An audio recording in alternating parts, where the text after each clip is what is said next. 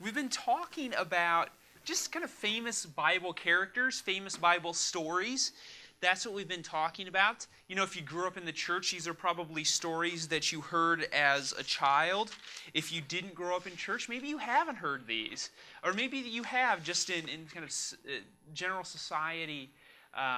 Maybe you have heard them, but we've been hitting on various famous Bible stories. And we're going to continue that today.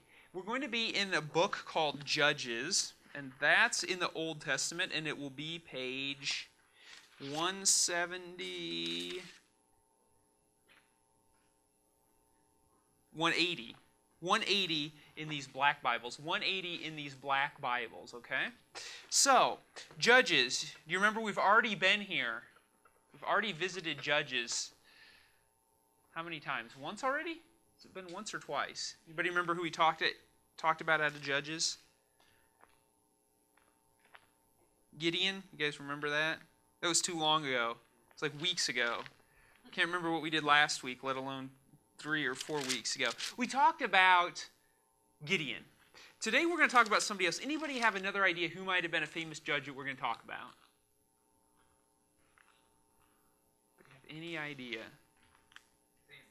There you go. Yes. Yes, Sampson. That is who we are going to talk about today. We're going to talk about him for 3 weeks. Okay? I was going to talk about him all today, but it's like, man, there's a lot of stuff to cover here. I don't want to keep you here till like 1 o'clock, so we're gonna divvy it up. So we're gonna look at Sampson this morning. Getting off to a good start, whatever we do, is important, isn't it? How many of you have gotten off to a bad start and look back and say, "Oh man, I needed," it's been a disaster. I didn't get off on the right foot. I didn't get off to a good start. Whether it's at work or whether it's whether it's in a sport or a hobby or in a marriage or whatever, getting off to a good start is important. I just Googled getting off to a good start, and it was funny, all the things that popped up under getting off to a good start. You could, let's see, what do I have here? You could get information on getting your diet off to a good start. You could get information on getting your breastfeeding off to a good start. You could get your first week of college off to a good start, Alex. You could get your new job off to a good start, your corn crop off to a good start, and you could get your new employees that work for you off to a good start. There was like everything under the sun on getting off to a good start, how to get off to a good start. Getting off to a good start is important, isn't it? But what's just as important, or if not more important, than getting off to a good start? It's not the only thing, is it? What's just as important to getting off to a good start is finishing well, right? Yeah, because lots of people get off to a good start, but few finish well. When I was in school, I was talking with one of my professors about going on for more education and more school, and the work it took and the intelligence it took and things. He's like, when I was doing my PhD, he said there were lots of people in school who were a lot smarter than me, and this guy was really smart. This guy was taught in the philosophy department and was probably one of the most, if not the most intelligent people I thought at school, teaching there. And he said, I wasn't the smartest person by far at school, but a lot of the people that were smarter than me just couldn't finish. They just couldn't finish, and I did. He said, that's really what it takes. You need to finish well. And that stuck with me, that you don't necessarily have to be the smartest, but you got to have stick-with-itness, So getting off to a good start is important, but finishing well is probably more important than starting well. And so this morning, we are going to look at a guy, Sampson, who gets off to a good start. That's what we're going to look at this morning. Sampson getting off to a good start. And over the next 2 weeks, we're going to look how he fails to finish well. But that's going to be our focus this morning. Not only starting well, but finishing well. How important it is to finish well. And so that's what we're going to see this morning. Now, Sampson was a judge. And we look here in chapter 13, page 180. This whole book is about these people called the judges. They were both men and women, okay? And what's a judge? A judge isn't like the judges that we have today that have like legal standing. They were simply people men and women who delivered Israel, this country, these people, these Hebrew people, these Israelites, they were always in captivity to other people. These judges came along, that's what they were called, and were their deliverers, okay? They helped set them free. That's really all they did. They essentially set the people free, okay? And it was a cycle. The people would do good things for a while, things would go well, and then they would slip and fall into evil, bad things, and then this judge would come along, deliver them, they'd be good for a while. It was just a cycle around and around. And that's what these judges were, okay? And so God worked through these men and women. If you were to read through Judges, you would see that some of these men and women are kind of upstanding. Some of them aren't. Samson isn't one of the, per se, better ones, okay? So they weren't necessarily good moral people. But God used these people anyway to deliver this group of people, the Israelites or the Hebrew people. So let's look at this. Let's look at Samson and see how he gets off to a good start here. We're going to start in chapter 13, verse 1. Again, the Israelites did evil in the sight of the Lord. You know how I said this was a cycle? Again, they did evil, all right? So they're starting this cycle again. So the Lord delivered them into the hands of the Philistines for 40 years. Anybody remember where else did we see the Philistines a couple weeks ago? David and Goliath. Goliath was, remember, he was the Philistine. So this is way before that. This is years before David and Goliath. So the Philistines are already there. A certain man of Zorah named Manoah from the clan of the Danites had a wife who was sterile and remained childless. The angel of the Lord appeared to her and said, "You are sterile and childless," as if she needed a reminder of that. "But you are going to conceive and have a son. Now see to it that you drink no wine or other fermented drink, and that you do not eat anything unclean, because you will conceive and give birth to a son." Yes, well, that's kind of odd, and we're going to see why here in just a second. "No razor may be used on his head, because the boy is to be a Nazirite." Okay, that's why, because he's a Nazirite, set apart to God from birth. "And he will begin the deliverance of Israel from the hand of the Philistines." So again, that's a judge. He's delivering the people from whom? From the Philistines, okay? So what's a Nazirite? If you were to go back and look in some of the other books, especially in Numbers, it talks about a Nazirite. A Nazirite was a voluntary vow that a person took, a man or a woman. They just, at some point in their life, say, "God, I want to take this vow, and I'm going to dedicate a certain portion of my life, whether it's a year, 5 years, or 10 years, to you." There's certain things that they could and couldn't do. They weren't to cut their hair, okay? It was supposed to grow long. Samson, it grows into 7 locks. It probably looks something like dreadlocks. You know, when you don't brush your hair and it grows long, it starts to braid itself. So it probably looked something like that. They weren't to shave or cut their hair. They couldn't drink wine or any other fermented drink. And they weren't supposed to eat or anything unclean. And there was one other thing. They were not supposed to touch a dead body or dead bodies, human or otherwise, okay? So those were the things that the Nazirite weren't supposed to do. Okay? Samson is different, isn't he? He's different in one big way, in that his Nazirite vow isn't voluntary, okay? He's not even born yet, and he's going to be born a Nazirite, okay? So that's different, okay? Everybody else was voluntary, okay? I want to take this vow, God, for a certain number of years. Once those years are up, I'm finished, okay? But Samson doesn't get a choice. He's born into it. He's going to be a Nazirite. Now, we aren't told that he couldn't drink wine, or that he couldn't eat anything unclean, or that he couldn't touch a dead body. All we're told is that he couldn't shave his head, that he couldn't cut his hair. Now, it's probably true that he wasn't supposed to do the other stuff, although we aren't told that, okay? We're not told that he couldn't do those other things, although it might be safe to assume that he wasn't supposed to do those, because all Nazirites weren't supposed to do those. But we aren't told that, okay? So his mother-to-be, is told very clearly that she is not supposed to drink wine, and she is not to eat anything unclean while she is pregnant with this boy who is named is going to be Samson. All right. So his parents are going to have this child, and if raising a child isn't a daunting enough task already, they are told, "Oh yeah, by the way, your kid is going to deliver our people, from the Philistines." You know, talk about pressure as a parent, that's a lot of pressure, isn't it? Again, it's pressure enough simply to raise a kid halfway decent. It's even worse to know your kid is going to be delivering your people from these overlords, from the Philistines. So, logically enough, his parents say, man, I think we're going to need some help with this. I think we're going to need some help raising this kid. What are we supposed to do in order that we raise him right to be the deliverer of the Philistines? Verse 8, look at this. Then Manoah prayed to the Lord, O Lord, I beg you, let the man of God you sent to us come again to teach us how to bring up the boy who is to be born. We need some help. How many of you, when raising your kids, if you have kids, have ever said, Lord, I need some help raising my child? I know I have. And she's pretty good. So, at least I think so. So they need help. They need help. What are we going to do? How are we going to raise up this child? Okay? How are we going to fulfill such an important role?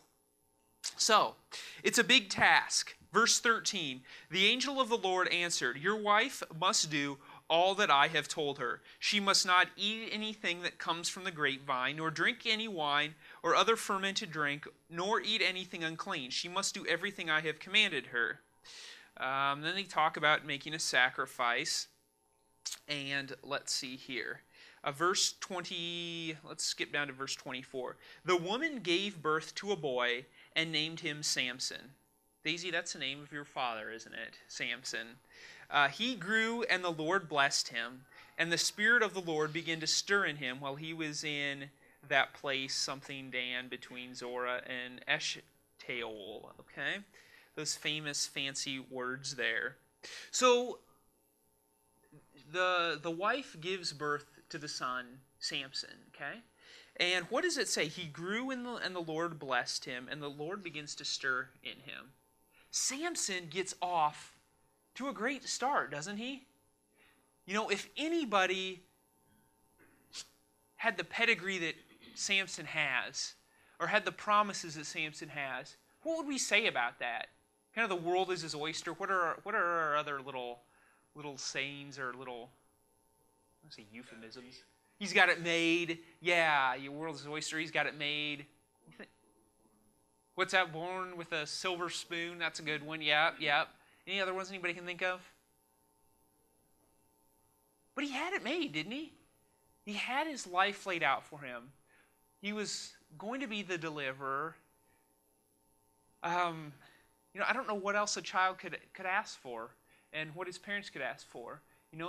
He gets off to a great start. The Lord, verse 24, is blessing him. But as we're going to see in the next 2 weeks, and take my word for it now, things don't go well for him. Things don't go well for Samson. The wheels come flying off the cart rather quickly. It's kind of like the parent's nightmare, isn't it? When your kid gets off to a great start, they hit the teenage years, and everything heads south. Or so I hear. But it gets bad for him. It gets rough for him, okay? And we're going to see that in the next 2 weeks. But suffice it to say right now, he starts off well, but he essentially crashes and burns. And we're going to look at that over the next couple weeks. Blessing and privilege can be a great thing, can't it? It can be wonderful to be privileged as a kid or as a person and to be blessed. But it brings danger too, doesn't it? Privilege and blessing can be a dangerous thing as well. Why? Why can privilege and blessing be a dangerous thing? What are your thoughts on that? Why can it be? It can be a great thing, but it can also be a dangerous thing. Why is that? Okay, you can get prideful. Yep. What else? Okay. Yeah, that's a huge part of it. The expectations and the pressure of living up to what you've been maybe promised in this case, or maybe what you think you are supposed to achieve. When you're giving blessings or you're giving privilege, you expect to achieve a lot, don't you? You're expected to achieve a lot. It happens all the time in sports, Sports, how many times do we see a kid come out of high school, whether maybe in basketball, or a kid come out of college, and they're already labeled the next, whatever, Michael Jordan, or the next LeBron James, or the next Peyton Manning or the next, Joe Montana, if you want to go back that far. And what often happens, they don't live up to it. They don't even come close. A lot of times they just collapse and fold under the pressure. It happens with musicians. Young musicians can't handle the pressure, the expectation. If they've come out with a big hit, they can't keep it up, and they become what? One-hit wonders, You never want to be the one-hit wonder. But it's hard to live up to the pressure and the expectations, as Larry said, of privilege and blessing. So Samson starts off well, but it isn't so much how you start. It's how you finish. It's not starting well, but it's how you finish. Now, many of you know I love to ride bicycles. If it's got two wheels, I will ride it. And I was out at Buck Hill. They have mountain bike races every Thursday night out at Buck Hill. And they have series. You race so many. There's so many races in a series, and if you place so well in the series, you get to the end. You can finish in the top 3 and win like all sorts of stuff, like a $10 gift certificate to the bike store. So it's really it's big prizes. Okay, so I was out there. It was the last night of the series. Okay. And I had done well. I did well over the series, and all I needed was a top 10 finish, and I would make it into the top 3, which means, you get to be on the podium, and it's really fancy because you get your $10 gift certificate, okay? So all you pull out all the stops for this $10 gift certificate, and I hadn't finished outside the top 10 all year. In all the races I had done, I'd always been in the top 10. So it was a cinch. All I had to do was essentially get off to a good start, stay on the bike, finish, and I would be guaranteed a podium spot. And I got off to an awesome start. I was out of the, there's no chutes, but, at the crack of the gun, I was out there. I was in the top probably 3, about halfway through, and guess what happened? I crashed. And I bent my handlebars, and I couldn't finish. And I ended up walking my bike down the hill.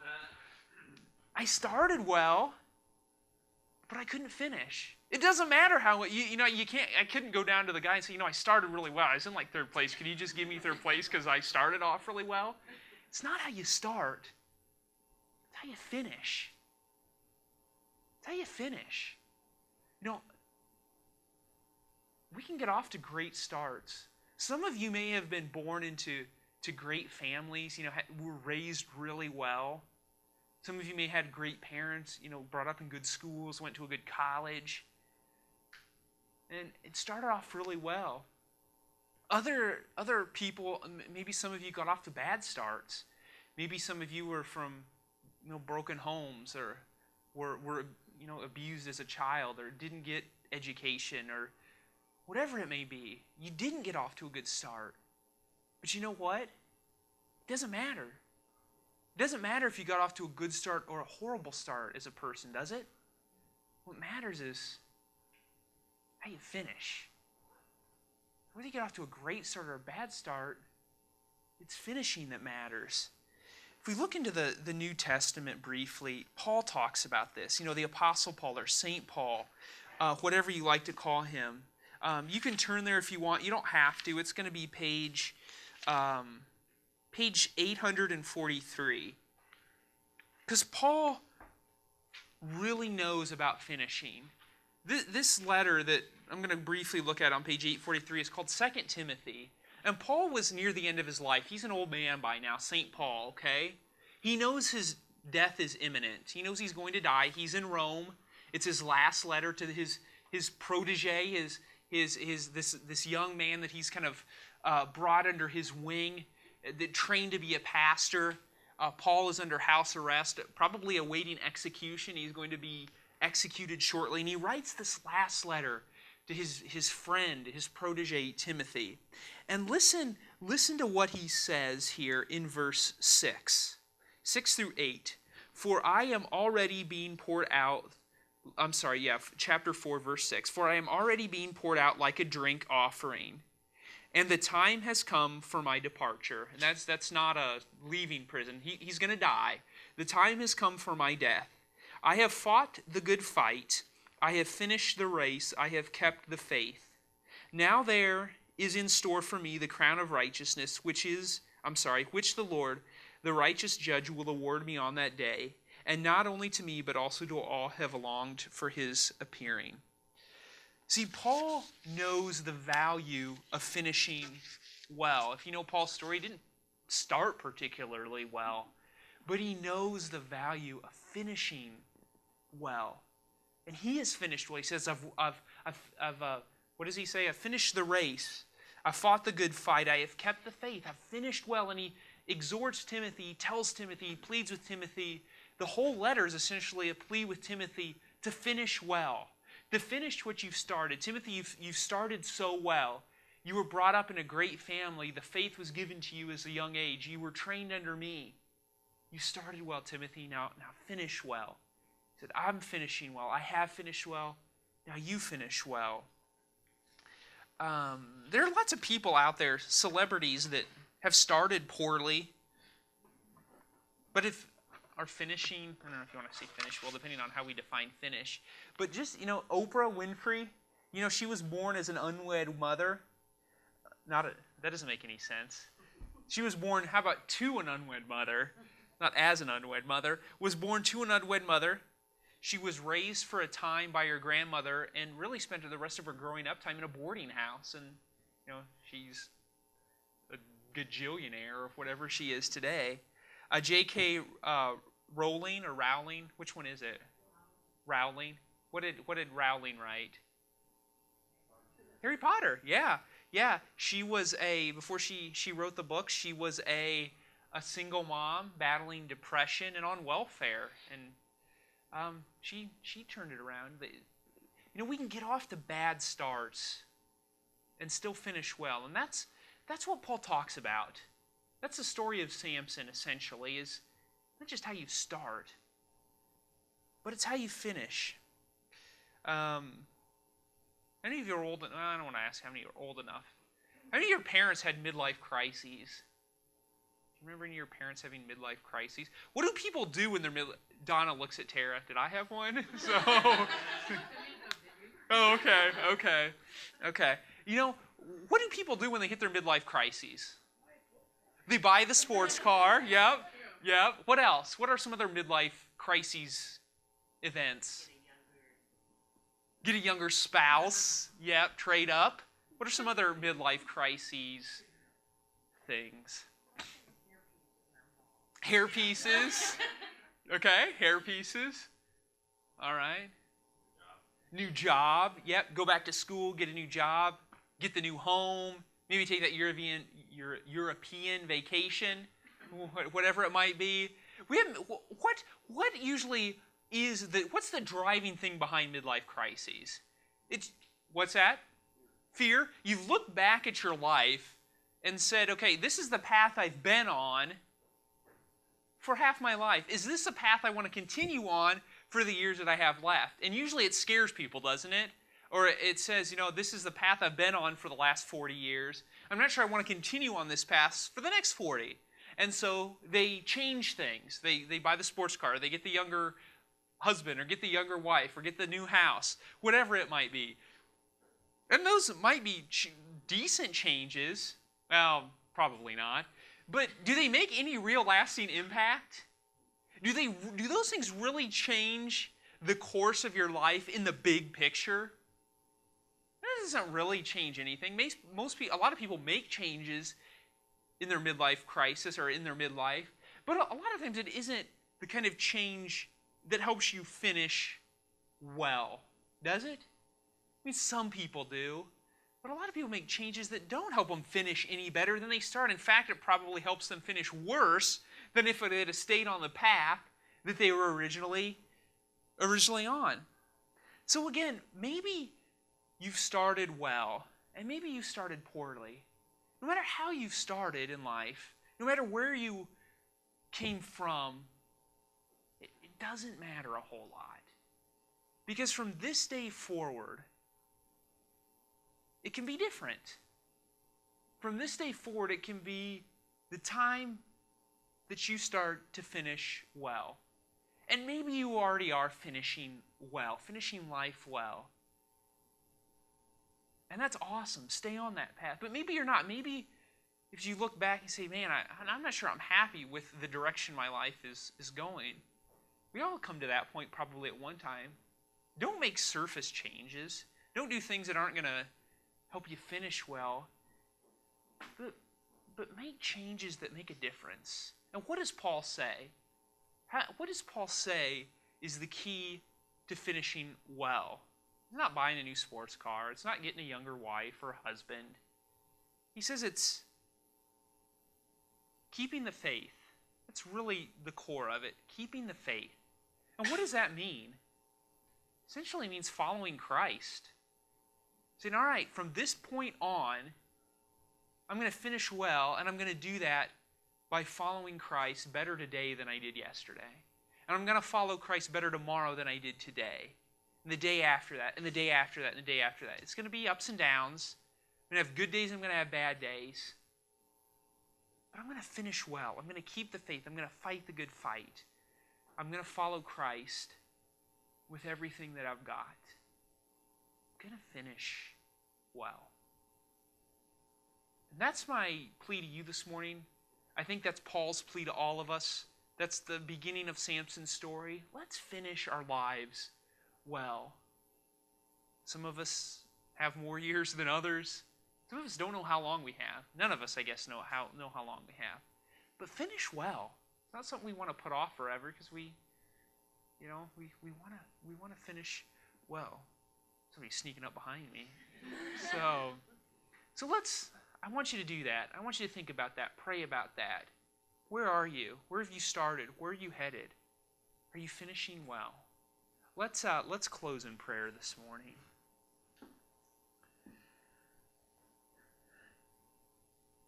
Father, prepare our hearts here this morning for thinking about what it means to finish well. I'm going to give everybody just a minute or two just to think about that.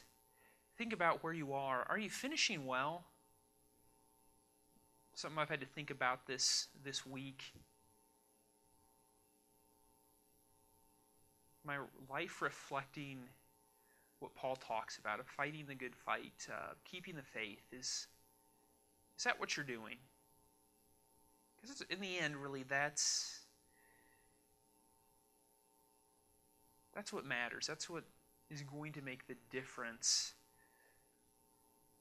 long term after we're gone. In the lives, our own life, and the life of those around us, the lives of our kids, and the lives of our friends, and the lives of our family.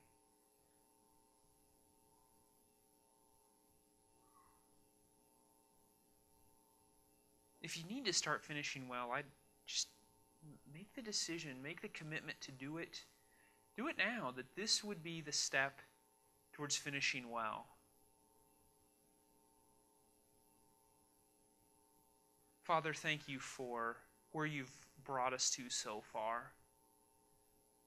Lord, thank you for, whether we've had good starts or whether we had bad starts, thank you that you give us the opportunity and the ability to finish well. Father, give us the strength to do so through your Son, through your Spirit that indwells our lives, Lord.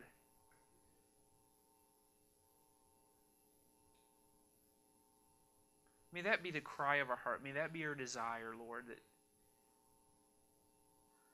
we simply wish to follow you. We want to finish our lives well. Impress that upon us. May we see the value in that. And take that step, and the next step, and the next step, and the next step towards finishing well. That it's a journey that we walk through together, that we walk through hand in hand with other Christians, and that we walk through with you. Lord, may this bring you glory, honor, and praise. May our lives do the same. And may you be praised forevermore. In Jesus' name, amen. All right, why don't we stand and we'll have our benediction this morning. Go this morning knowing that God is faithful, that He reigns supreme, that He not only helps us start well, but He helps us finish. helps us finish well. Go with that in your mind, and may the peace of Christ keep you today, tomorrow, and forevermore.